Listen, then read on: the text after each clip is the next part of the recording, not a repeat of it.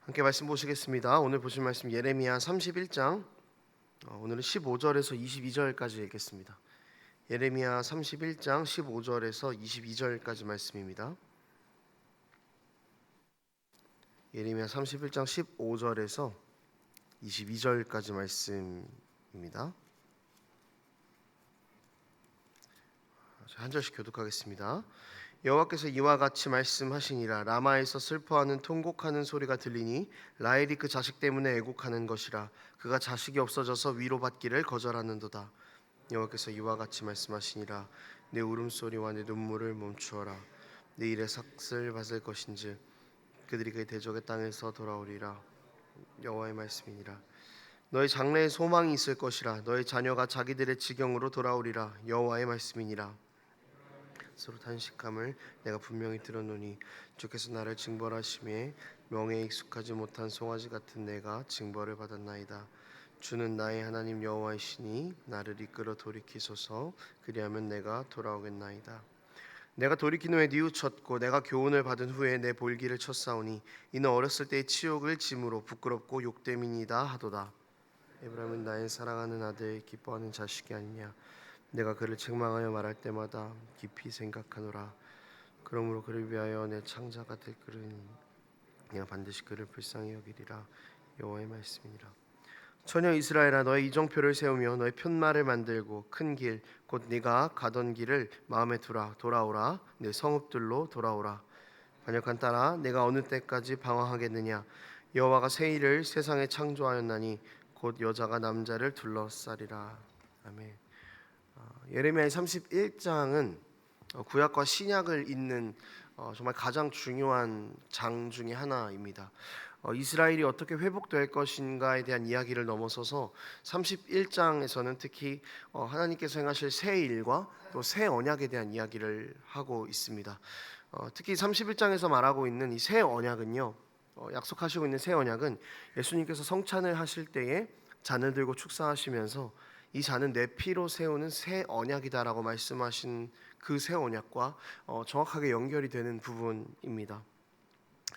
또 오늘 본문에도 새 일에 대한 이야기가 나오고 있죠. 그렇기 때문에 이 31장의 내용들은 좀 신약과 연결시켜서 살펴볼 수 있는 부분들이 있고요. 신약에서 살펴볼 때 좀 더 완전한 소망, 더 영원한 소망을 발견할 수 있게 된다라는 점에서 반드시 신약과 연결점을 찾아서 살펴볼 필요가 있는 부분입니다. 구약과 신약을 연결시켜서 살펴보아야 할 것들은 이 구약에서 31장에서 약속되는 새 일, 새 언약, 이런 회복, 소망에 대한 약속들이 구약 안에서만 보면은 단순하게 약속의 땅으로 돌아오고 포로에서 해방되는 것만을 이야기하는 것인데, 이 신약까지 확장시켜서 본다면은 그 죄 때문에 계속해서 반복하여 짓는 그 죄를 짓는 상황에 대한 궁극적인 회복, 궁극적인 소망을 발견할 수 있기 때문입니다. 사실 구약에서 말하고 있는 이 회복은요, 궁극적으로는 예수 그리스도를 통해서 완전하게 성취가 되는 것들이죠. 그래서 이 31장은 신약과의 연결점을 가지고 살펴볼 때 우리가 좀 더 완전한 소망을 누릴 수 있게 되는 것입니다.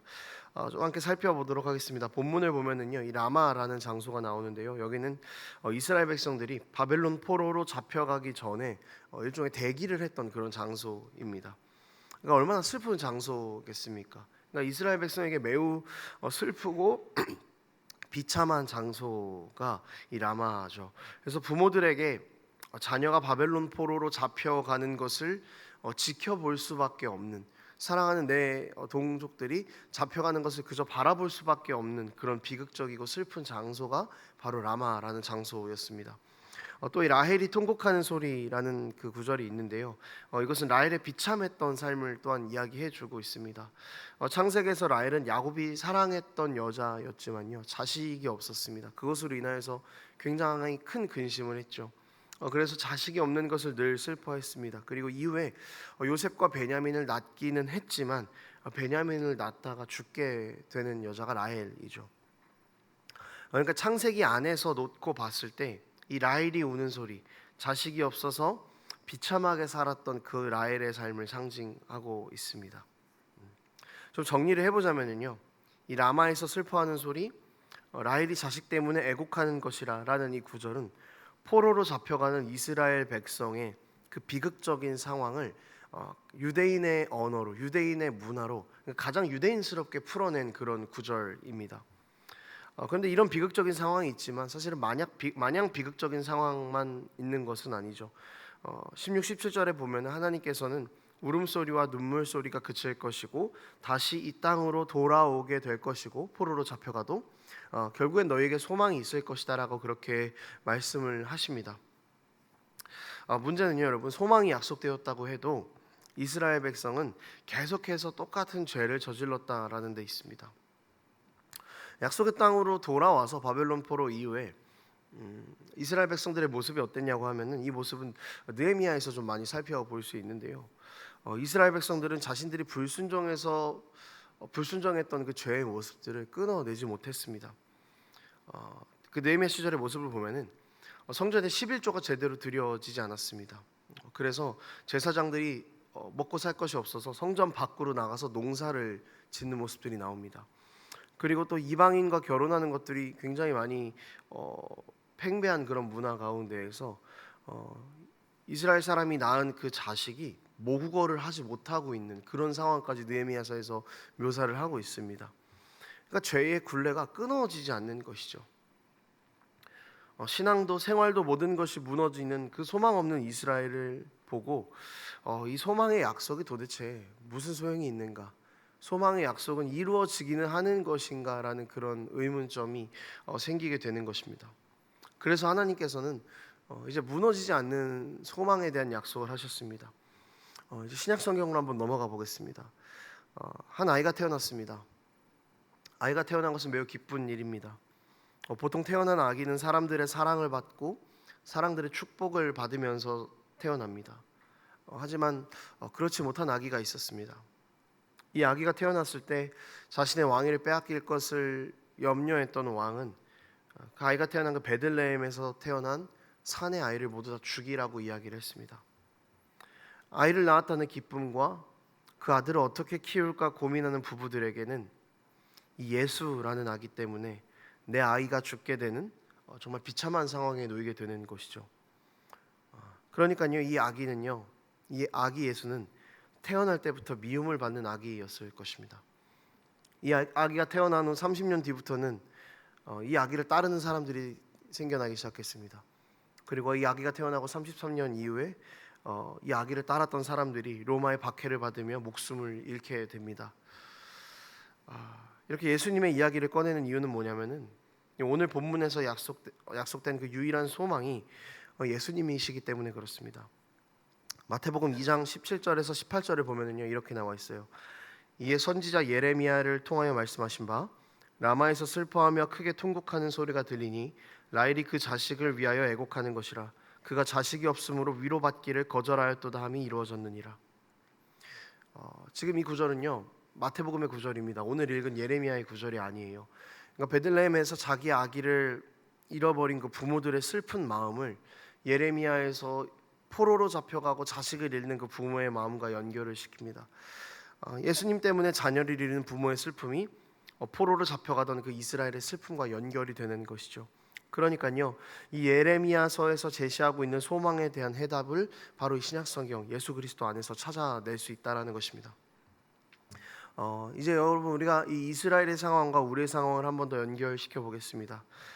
죄로 인한 슬픔, 죄로 인한 아픔, 끝없는 고통과 고난 가운데 있는 우리의 모습, 얻어도 또 얻어도, 가져도 또 가져도 끝없고 만족 없는 그 우리의 모습, 이 모습이 얼마나 비극적이겠습니까? 얼마나 비참한 모습입니까? 하나님께서 은혜를 주셔도 이내 곧 돌아서 버리는 우리의 모습이 얼마나 비참한 모습입니까? 이스라엘 같은 모습이죠. 여러분, 이런 우리를 위해서 주님께서 오셨습니다. 예레미야에서 나오는 이 비극적인 모습들은요, 우리가 예수님을 알기 이전에 우리의 상태를 이야기하는 것입니다. 죄로 인해서 슬퍼하고 아파하고 그 죄의 굴레 안에서 벗어나지 못하고 있는 우리의 모습을 이야기하고 있는 것입니다. 그러니까 여기서 우리가 집중해야 될 것은요, 이 소망은 세상의 소망이 아니라는 것입니다. 구약의 이스라엘 백성들에게 소망은요, 단편적으로는 약속의 땅으로 돌아오는 그것 하나였습니다. 하지만 이 약속의 땅으로 돌아와서 나라를 재건하는 그 소망, 그것이 영원한 소망은 아니라는 것이죠. 우리가 진정으로 바라보아야 할 것은 사람의 몸을 입고 이 땅에 오신 예수님, 우리 죄의 굴레를 끊어주시고 새롭게 산 소망을 주신 예수님일 것입니다. 우리 주님께서 과연 이 고통의 순간 가운데 어디에 계셨냐 물으실 수 있겠습니다. 구약에서는 보이지 않지만요, 신약에서는요, 예수님께서는 목숨의 위협을 당하며 슬픔의 한가운데 동일하게 아기로서 동참하고 계시지 않으셨습니까? 예수님은 우리에게 산 소망을 주시기 위해서 우리 인생의 슬픔들 하나도 외면하지 않으시고 우리의 슬픔과 고난 가운데로 뛰어드신 분이십니다. 예수님은 태어나자마자 현상금이 걸렸습니다. 자라서도 머리 둘 곳 없다가 그렇게 사시다가 가장 참혹한, 누구도 죽고 싶어하지 않는 그 사형틀 십자가에서 죽으셨습니다. 우리가 느끼는 인생의 슬픔보다, 우리가 느끼는 인생의 고통과 아픔보다 더 큰 고통과 아픔을 겪으시며 우리에게 십자가의 산 소망을 주셨습니다. 하나님이신 예수님께서 스스로 인간이 되셔서 슬픔 가운데로 들어오셨습니다. 그리고 죄로 인한 아픔들, 고난과 슬픔 가운데 있는 우리의 눈물을 닦아주고 계십니다. 그러니 여러분, 우리가 이 산 소망이신 예수 그리스도를 바라볼 수 있었으면 좋겠습니다. 인생에서 고난 가운데 놓여 있을지라도, 비참하고 힘든 시기에 놓여 있을지라도, 정말 소망 하나 없이 바랄 것 없이 살아가는 우리의 인생일지라도 주님께서 우리를 위해 십자가에서 가장 큰 고난과 슬픔을 겪으시고 우리에게 영원한 소망을 주셨다라는 것을 의지하고 이 사실을 붙잡고 살아가는 우리의 인생이 되기를 소망합니다. 말씀 정리하겠습니다. 여러분, 우리에게는 죄로 인한 슬픔이 있습니다. 그 굴레가 영원한 것 같은, 빠져나올 수 없는 것 같은 그런 느낌을 줄 때가 너무나 많습니다. 그렇지만요, 우리는 영원한 소망을 받은 사람들입니다. 주님께서 우리의 모든 슬픔을 거두시고 기쁨으로 바꾸실 것입니다. 영원한 소망은요, 우리가 받는 고난과 그 슬픔 한 가운데에서 제시되었다는 것을 잊지 마십시오. 구약의 백성들은 가장 슬픈 그 상황, 가장 비참한 순간 가운데 하나님께서 오늘 본문에서 소망을 약속하셨고, 예수님 시대에도 가장 비극적이고 슬픈 그 순간 가운데 주님께서 그 자리로 오셨다는 것을 여러분 잊지 않았으면 좋겠습니다. 주님께서 우리가 겪어야 할 모든 값을 다 치르셨습니다. 그분이 처음부터 우리와 함께 하셨고 또한 끝날까지 함께 하실 것입니다.